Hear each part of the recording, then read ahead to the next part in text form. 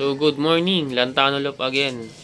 So, start na naman tayo ng training ng NDR. So, nagtas tayo ng 5 ibon. So, yun. Waiting tayo sa nilaban natin ng pooling. So, sumali tayo ng pooling of color. Tsaka pooling YB.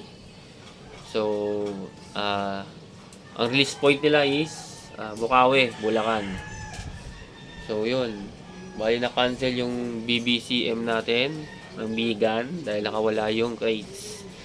So, andito na yung ibon, dumating na. Then, abangan natin yung ibon natin na sinali lang pooling. So, release 6:30. So, yun. Abang-abang na tayo. Possible datingan. Mga 20 minutes lang yan. Kasi Bukawi malapit lang. Abang-abang na tayo. Possible estimate mga 7 o'clock, mga ganun.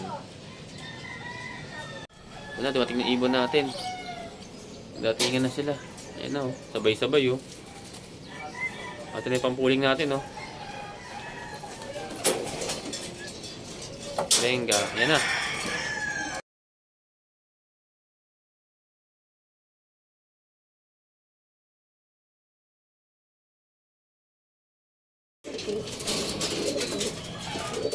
So, naiklak na natin siya. Ayan yung ibon. Bali, kaya medyo mabilis siya itlog kasi. May itlog eh. So, dali natin yung first yung off color, pooling, 50 tsaka 100. Pangatlo lang tayo sa pooling YB. So, yun na lang muna. Update tayo sa susunod. Ito yung second natin na dumating oh. Sunod, isali natin tag team yan. Dalawa sila eh. Siyempre, yung bagong balik ko. Ayan. Walang buntot. Ayan. Bagong balik lang yan.